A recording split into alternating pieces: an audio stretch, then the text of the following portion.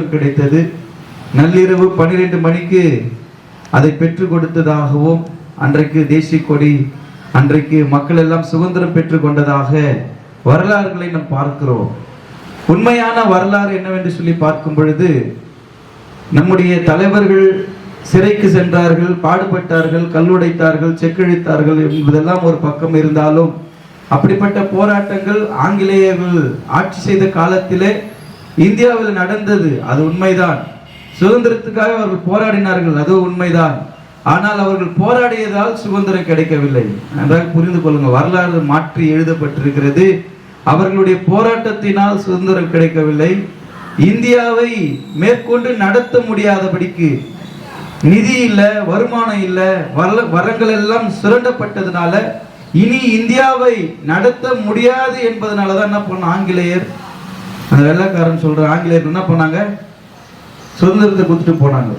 எங்களால் நடத்த முடியலன்னு கொடுத்துட்டு போயிட்டாங்களே தவிர, பாடுபட்டதுனாலயோ கஷ்டப்பட்டதுனாலயோ நம்ம போய் சிறை சென்றதுனாலயோ, அப்படி நம்ம அவங்க இருக்கும்போது நம்ம போராட்டம் பண்ணோம். ஆனா அதுக்கெல்லாம் அவங்க எதுவும் செவி கொடுக்கல, அதெல்லாமே அவங்க ஏற்றுக்கொள்ளல. அகிம்சை முறையில் போராடினார், எல்லாம் பண்ணாரு, எல்லாம் செஞ்சாரு. ஆனா சுதந்திரம் அடைந்தும் கூட நம்முடைய இந்திய தேசத்தை நடத்துவதற்கான ஒரு வழிமுறைகள் இல்லாமல் இருந்தது. 1947ஆம் ஆண்டு ஆகஸ்ட் 15ஆம் தேதி நமக்கு சுதந்திரம் கிடைத்தாலும் 1948, 49, 50 இந்த இடைப்பட்ட 3 ஆண்டுகளிலே பாபா சாஹேப் அம்பேத்கர் அவர்கள் சட்டத்தை இயற்றிய பிறகுதான் இந்தியாவினுடைய அரசியலமைப்பு நடைமுறைப்படுத்தப்பட்டு, அதன் பிறகுதான் இந்தியாவை ஒரு கான்ஸ்டிடியூஷனுக்குள்ளாக கொண்டு வந்து இதெல்லாம் இப்படி நடத்தணும்ன்ற ஒரு ஒழுங்கும் கரமும் கொடுக்கப்பட்டு நடந்ததை தவிர, உண்மையான சுதந்திரம், குடியரசும் சுதந்திரமும் நம் கொண்டாடுகிற முக்கியமான ஒரு நிகழ்வுகள். தேசப்பற்றுள்ள எந்த மனிதரும், இது ஜாதி மதம் மொழிகளை கடந்து தேசப்பற்றுள்ள யாவரும் கொண்டாடக்கூடிய 2 நிகழ்வுகள்.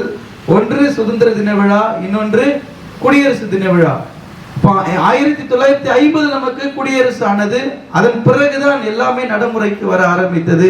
ஆகவே ஆங்கிலேயர் நமக்கு சுதந்திரத்தை கொடுத்தார்கள் அல்ல, ஆங்கிலேயர்கள் சுதந்திரத்தை கொடுக்கல. சுதந்திரத்தை அவங்க நம்மளதான் வாங்கிட்டோம். அவங்களால நடத்த முடியாம கொடுத்துட்டு போயிட்டாங்க, கடன்ல பிரச்சனையில கொடுத்துட்டு போனாங்க. அதன் பிறகுதான் ஜவஹர்லால் நேரு அவர்கள் தங்களுக்குரிய எல்லா சொத்துக்கள் எல்லாம் வித்து இந்த நாட்டை எப்படியாவது கொண்டு வரணும்னு கொஞ்சம் முயற்சி பண்ணாங்க. எல்லா பணம் இருந்தாலும், எல்லா பொருட்கள் இருந்தாலும், தேசத்தை நிறைவோடு நடத்தக்கூடிய சட்டம் இல்லைன்னா எப்படி நடத்த முடியும்? அந்த சட்டத்தை தான் 1950 எழுதி அவருடைய கரத்துல ஒப்படைக்கப்பட்டது. அன்றிலிருந்து எல்லாம் நடைமுறைப்படுத்தப்பட்டது. சுதந்திரம் அடைந்து 79 ஆண்டுகள் ஆகியும் இன்னும் மக்கள் சுதந்திரம் இல்லாமல் தான் வாழ்ந்து கொண்டிருக்கிறார்கள். தமிழ்நாட்டில இன்னும் பல பகுதியில சில தெருவுகளை கடந்து போனோம்னா காலில் போட்டு இருக்கிற காலணிகளை கழட்டி கையில் எடுத்துன்னு போனோம், தோல்ல போட்டிருக்கிற துண்டு எடுத்து இடுப்புல கட்டணும். இன்னைக்கு அந்த நடைமுறை இருக்குது. சுதந்திரம் பெற்ற 79வது ஆண்டு விழா நம்ம கொண்டாடிட்டு இருக்கிறோம். 79 வருஷம் சுதந்திரம் ஆயிடுச்சு அப்படின்ட்டு. சுதந்திரம் அடைந்தார்கள், ஆனா இன்னும் மக்கள் சுதந்திரம் அடையாமல் இருக்கிற காரணம் தெரியுங்களா? ஜாதி என்கிற ஏற்றத்தாழ்வு தான். என்னைக்கு ஒரு மனிதன் இன்னொரு மனிதனை ஏற்றத்தாழ்வு இல்லாமல், ஜாதி இல்லாமல், மொழி இல்லாமல், மதம் இல்லாமல் ஒருவனை நேசிக்கிறானோ அப்பொழுதுதான் உண்மையான சுதந்திரம். இப்போ ஆங்கிலேயர்கிட்ட இருந்து விடுதலை ஆயிட்டாங்க, அப்ப நம்ம சுதந்திரம் பெற்றோம். ஆனா இன்னும் நமக்குள்ள சுதந்திரம் இல்லாமல இருக்கிறோம். இன்னொரு விஷயம் நம்ம எல்லாருக்கும் தெரியல, நியூஸ்ல பார்த்திருப்பீங்க. கடந்த 13 நாட்களாக துப்புரவு பணியாளர்கள் ரிப்பன் பில்டிங் எதிரே அமர்ந்து போராட்டங்கள் நடத்தினார்கள். பல தலைவர்கள், பல நடிகர்கள் அவர்களுக்கு ஆதரவு தெரிவித்தார்கள். அந்த மக்கள் கொரோனா காலகட்டங்களிலும் மற்ற பேரிடர் காலங்களிலும், மழை புயல்லாம் வரும்போது எல்லாம் யார் நம்ம எல்லாம் வீட்டுக்குள்ள அடங்கி இருந்தாலும் அவங்க தெருவில் இருந்து வேலை பார்க்கிறவங்க இல்ல. ஒரு தேசம் சுத்தமா இருக்குது, ஒரு நகரம் சுத்தமா இருக்குது, அதுக்கெல்லாம் காரணம் யாருங்க? துப்புரவு பணியாளர்கள். அவர்கள் தங்களுடைய சரீரத்தினுடைய பலவீனங்களை எண்ணாமல், தங்களுக்குரிய எந்த சூழ்நிலை தன் குடும்பத்தை பாதுகாத்துக் கொள்ளாம இரவும் பகலுமாக, அதிகாலைக்கு வர சொன்ன அதிகாலைக்கு போறது, சாயந்திரம் வர சொன்னா சாயந்திரம் போறது, அப்படியெல்லாம் போய் அவங்க எல்லாத்தையும் செஞ்சிருக்கிறாங்க. அவர்களுக்கான வேலைகள் நிரந்தரமாக்கப்படும்படி கோரிக்கை வைத்து அவர்கள் போராடுகிறார்கள். போராடுகிற மக்கள் 13 நாட்களாய் போராடுகிறார்கள். அவர்களுக்கான எந்த ஒரு பேச்சுவார்த்தையோ எந்த ஒரு செயல்பாட்டையோ தமிழக அரசு முன்னெடுத்து பேசவும் இல்லை, அதை பத்தி சொல்லவும் இல்லை. ஆனால் நம்ம 12 மணி இரவு 12 மணிக்கு சுதந்திரம் கிடைத்தது என்பதை சொல்லி நம்ம சந்தோஷமா கொண்டாடி கொண்டிருக்கிறோம். ஆனால் அதே இரவு 12 மணி 11 மணி அளவுல நேற்று தினத்துல போராடி கொண்டிருக்கிற 13 நாட்களை போராடின மக்களை கைது செய்தார்கள். அப்போ எங்க இருக்குது சுதந்திரம்? தமிழ்நாட்டில் சுதந்திரம் இருக்குதா? சென்னையில சுதந்திரம் இருக்குதா? நெமிலியில சுதந்திரம் இருக்குதா? சுதந்திரம் இல்லையே. மக்கள் எங்க போராடுகிற மக்களுக்கான உரிமை என்னன்றது கேட்டு கொடுக்கப்படல. ஆனாலும் அவங்களுக்கு திட்டங்கள்லாம் சொல்றாங்க. கைது பண்ணிட்ட பிறகு திட்டங்கள் 4-5 திட்டங்களை அறிவிக்கிறாங்க. நீங்க செத்துட்டா 10 லட்சம் கொடுக்குறோம், அதுக்கு சாவ முடியுமா? எல்லாம் போய் செத்துட்டா 10 லட்சம் ரூபாய் இருக்கும்போது கொடுக்கறதுக்கு இல்லையே. இருக்கும்போது வேலையை பர்மனன்ட் பண்றது தான் அவங்க போராடி இருக்கிறாங்க. அதை பத்தி பேசுறதுக்கு அதை பத்தி செய்யறதுக்கோ இல்ல. செத்துட்ட பிறகு 10 லட்சம் ரூபாய் கொடுக்குறோம்.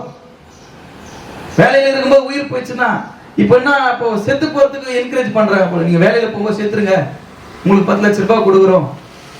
எல்லாமே நீங்க நல்லா நம்ம யோசிச்சு பார்த்தோம்னா, இந்த துப்புரவு பணியில் இருக்கிறவங்க எல்லாம் ஒடுக்கப்பட்ட மக்கள், தினக்கூலிகள்.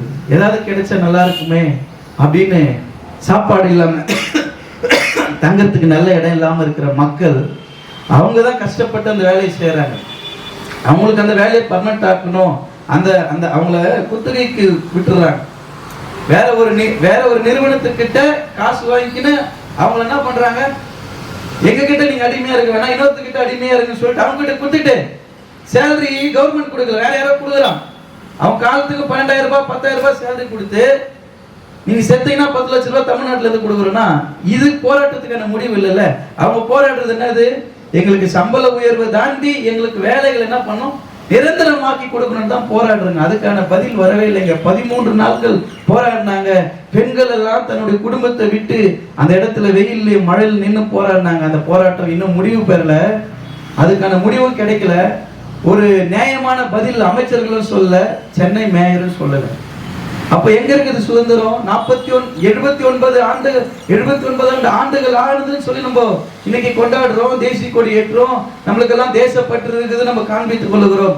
ஆனாலும் இன்றும் போராடுகிற மக்கள் போராடி கொண்டு தான் இருக்கிறார்கள். ஆகவே தான் பரிசுத்த வேதாகம் சொல்லுகிறது, ஏசாயா தீர்க்கதரிசன புஸ்தகம் 1ஆம் அதிகாரம் 17வது வசனம், நன்மை செய்ய படியுங்கள். கிறிஸ்துவர்களாகிய நாம் மற்றவர்கள் எப்படிப்பட்டவர்களா இருக்கலாம், அதை பத்தி நமக்கு பிரச்சனை இல்லை. இயேசுவை நாம் அறிந்திருக்கிறோம் என்றால் நன்மை செய்ய படியுங்கள். கர்த்தர் உங்களுக்கு ஒரு உயர்வு கொடுப்பாரு. நீங்க நல்ல ஒரு அரசு பணியில இருக்கிறீங்கன்னா நீங்க நன்மை செய்ய படியுங்கள். மற்றவர்களுக்கு நன்மை செய்வதற்காகத்தான் கர்த்தர் அதிகாரத்தை கொடுத்திருக்கிறார் என்பதை உணர்ந்து மற்றவர்களுக்கு உதவி செய்யணுங்க. அல்லேலூயா. நம்ம எதுக்காக கொடுத்திருக்கிறாங்க? சம்பாதிக்கிறதுக்காக பதவி கொடுத்தாரு கடவுளே. சம்பாதிக்கிறதுக்காக அவங்களை கூட்டின்னு போயிட்டு ஓட்டு போட்டு மக்கள் உட்கார வச்சாங்க. நன்மை செய்யும்படி நன்மை செய்ய படியுங்கள். நன்மை செய்யறதுக்காக தானே, ஏதாவது ஒரு நன்மை நடக்கும் தானே மக்கள் தங்களுக்குரிய வாக்குரிமையை உங்களுக்காக கொடுத்து, அவங்க ஓட்டு போடலன்னா இன்னைக்கு அவங்க முதலமைச்சர் ஆயிருக்க முடியுமா, அவங்க மேயர் ஆயிருக்க முடியுமா? ஒடுக்கப்பட்ட மக்களுடைய ஓட்டு தான் அதிகங்க. இங்க பாருங்க, நன்மை செய்ய படியுங்கள். இன்னைக்கு நம்ம இருக்கிறோங்க, நம்மளுக்கு தெரியுது. இப்ப உங்களுக்கு பேசும்போது உங்களுக்கு புரியும், நான் பேசுறது உங்களுக்கு புரியும். உங்களுடைய வாழ்க்கையில, உங்களுடைய எதிர்காலத்துல, உங்களுடைய குடும்ப வாழ்வில, நீங்க பணியாற்றுகிற இடத்துல நீங்க நன்மை செய்ய படியுங்கள். அதுதான் ஆண்டவர் நம்ம கற்றுக் கொடுக்கிறார். உலகத்தினுடைய நீதி எப்படிப்பட்டது வேணா இருக்கலாம். ஏழைகளையும் போராடுகிற எளிய மக்களையும் இந்த தேசம் ஒடுக்கலாம். ஆனால் நீதி அரசராகிய நம் ஆண்டவர் நிச்சயம் நியாயம் செய்வார். அந்த மக்களுடைய கண்ணீருக்கு நிச்சயமா ஒரு பதில் உண்டு. அவர்களுக்காக நாம் ஜெபிக்க கடமைப்பட்டிருக்கிறோம். அடுத்ததாக சொல்லப்படுகிறது, நியாயத்தை தேடுங்கள். நன்மை செய்ய படியுங்கள், நியாயத்தை தேடுங்கள். அந்த மக்கள் நியாயத்தை தான் தேடினாங்க. இங்க பாத்தீங்கன்னா நியாயத்தை தேட என்ன பண்றாங்க, கைது பண்றாங்க. நியாயத்தை தேடுங்கள். இன்றைக்கு நியாயத்தை தேடுகிறவர்களா நீங்கள் இருக்கணும். எந்த ஒரு அநீதிக்கும் தலை வணங்காதவர்களா நீங்கள் இருக்கணும். உங்க வாழ்க்கையில உங்க மனசுக்கு ஜெபம் பண்ணி எது சரின்னு பண்ணுதோ அதை உண்மையா நேர்மையா செய்யுங்க, நியாயத்தை செய்யுங்க. உங்க வாழ்வில உயர்வை நீங்க பெறுவீங்க. அடுத்ததாக சொல்லுகிறார், ஒடுக்கப்பட்டவர்களை ஆதரித்து, ஒடுக்கப்பட்டவர்களை ஆதரியுங்கள். இப்படி போராடுகிறாங்க, எங்கேயோ யாரோ போராடுறாங்கன்னு இருக்கிறது நம்மளுடைய குணமா இருக்கக்கூடாது.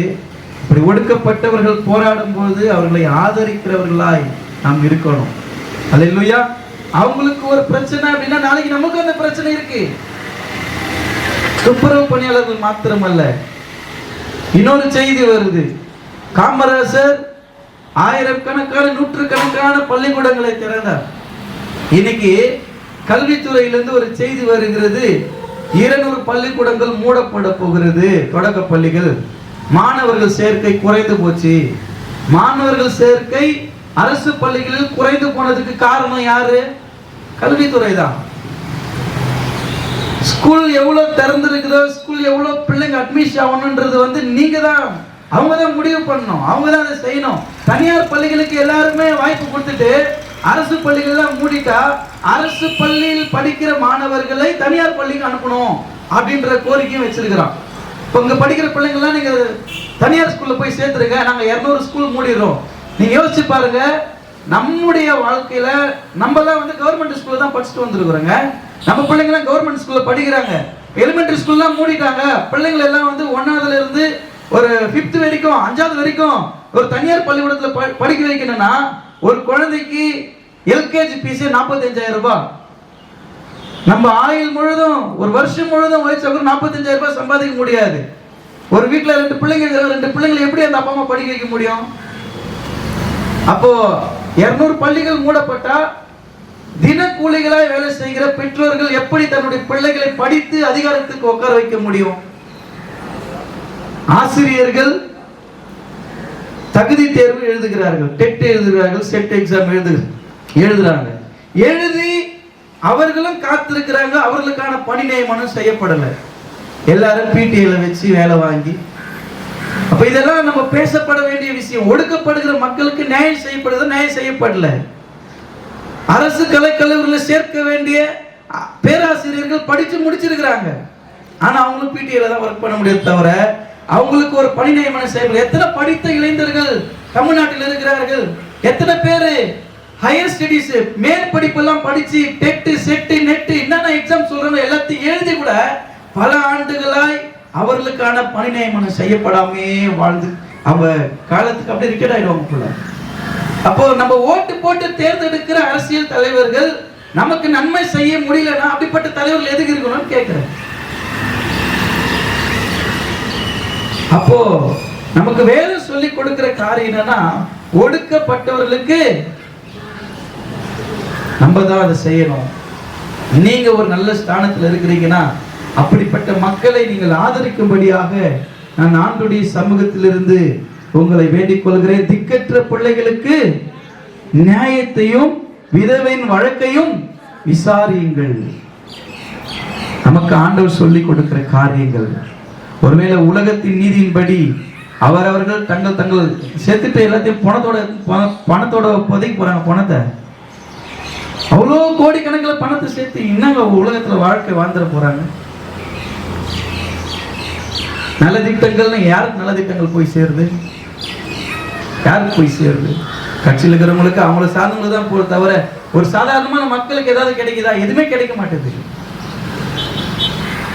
யோசிச்சு பாருங்க, நமக்கு கொடுக்கப்பட்டிருக்கிற உரிமைகள். அப்ப சுதந்திரம் அடைந்து 79 ஆண்டுகள் ஆகியும் 79 வருஷம் ஆயிடுச்சு நம்ம கொண்டாடுறோம். ஆனா இன்னமும் சுதந்திரம் இல்லாமல் விடுதலை இல்லாமல் தான் வாழ்ந்துட்டு இருக்கிறோம். தமிழ்நாட்டுல ஒரு சுதந்திரமா நம்ம ஆராதனை செய்ய முடியுதா? தமிழ்நாட்டுல எத்தனை இடத்துல போய் மதவாத கிரியைகள், மதவாத இது சிறுபான்மைக்குரிய ஒரு அரசுன்னு சொல்றாங்க, சிறுபான்மைக்காக பாடுபடுகிற அரசுன்னு சொல்றாங்க. எத்தனை சபைகள் உடைக்கப்படுகிறது, எத்தனை ஊழியக்காரர்கள் நொறுக்கப்படுறாங்க, எல்லாம் லிஸ்ட் இருக்குது.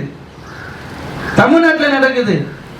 மத சார்பற்ற நாடு அப்படின்னு சொன்னா எல்லாரையும் ஆதரிக்கணும்.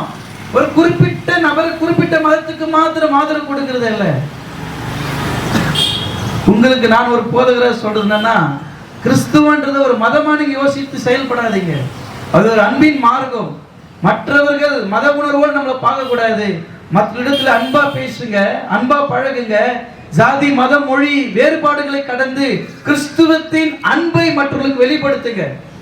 அதுதான் இந்த ஏசாயா 1-ம் அதிகாரம் 17-ம் வசனத்துக்கான ஒரு முழு விளக்கமே. அதுதான் யாரிடத்துல ஏற்றத்தாழ்வு இல்லாம எல்லாரும் நேசிக்கக்கூடிய ஒரு மனப்பக்குவத்துல வாழ்றது தான் ஒரு உண்மை. அதுதான் உண்மையான சுதந்திரம். அதனால உங்களுக்கு கொடுக்கப்பட்டிருக்கிற வாக்குரிமை என்பது ரொம்ப விலையேற பெற்றது. அடுத்த வருஷம் எலெக்ஷன் நடக்க போகுது. நீங்க நல்லா யோசிச்சு ஜெபம் பண்ணி ஓட்டு போட வேண்டியது ரொம்ப அவசியங்க. அடுத்த வருஷத்துல நிறைய திட்டங்கள்லாம் வருவாங்க, பண்ணலாம் நிறைய பண்ணுவாங்கன்னு நினைக்கிறேன். எலெக்ஷன் வருது, அது நிரந்தரமா இருக்குமா? யோசிச்சு பாருங்க. இன்னைக்கு நம்ம சகோதர சகோதரிகள் போராடிக்கிறாங்க. நூற்றுக்கணக்கான ஆயிரக்கணக்கான பேர் அவர்களுக்கு ஆதரவு தெரிவிச்சாங்க. அவ்வளவு பேர் போராடினவர்களுக்கு போராட்டத்துக்கான முடிவு என்னன்னு பாத்தீங்கன்னா கைது பண்ணி 4 இடங்களை அடைச்சி வச்சுக்கிறாங்க. அதுதான் அவர் கோரிக்கை நிறைவேற்றப்பட்டதுன்னா கோரிக்கை நிறைவேற்றப்படல. அப்ப எங்க சுதந்திரம் இருக்குது? சுதந்திரம் இல்லை. கொண்டாடுவதற்கு மனம் இல்லாமல் 79வது சுதந்திரத்தை கொண்டாடி கொண்டிருக்கிறோம். அதனால உங்களுடைய காரியங்கள் வேதத்தின் அடிப்படையில் நம்ம தியானித்தோம். ஏசாயா 1:17 படி நன்மை செய்ய படியுங்கள், நியாயத்தை தேடுங்கள், ஒடுக்கப்பட்டோரை ஆதரித்து எல்லாருக்குமான ஒரு மனிதர்களாய் இந்த உலகத்துல வாழ நம்மை ஒப்பு கொடுத்து அர்ப்பணித்து, யாருன்னா எப்படியாவது இருக்கட்டுங்க, ஆனா நம்ம எந்த விதத்திலும் என்ன பண்ணக்கூடாது? மாற்றத்தோடு நடந்து கொள்ள, எல்லாரும் நேசிக்கக்கூடிய நல்ல பண்போடு கூட நீங்க இருப்பீங்கன்னா ஆண்டவருக்காக இந்த மக்கள் உங்களால் ஆதாயப்படுத்த முடியும். போராடுகிறவரோடு சேர்ந்து போராடுகிற எண்ணம் உங்களுக்கு இருக்கணும். யாரோ போராடுற நமக்குலாம் நீங்க மட்டும் என்ன பண்ணக்கூடாது? இருக்கக்கூடாது. எங்க இருந்தாலும் உங்களுடைய எதிர்ப்புகளையும் உங்களுடைய போராட்டத்தின் குணத்தை நீங்க தெரியப்படுத்த வேண்டியது அவசியம். அதான் உணர்வு உள்ள ஒரு கிறிஸ்துவன். அல்லேலூயா. ஃபர்ஸ்ட் புரட்சியாளரே ரட்சகராக இயேசு கிறிஸ்து தான். அவரை மாதிரி புரட்சியாளர் இந்த உலகத்துல பிறந்தது கிடையாது, மரித்தது கிடையாது.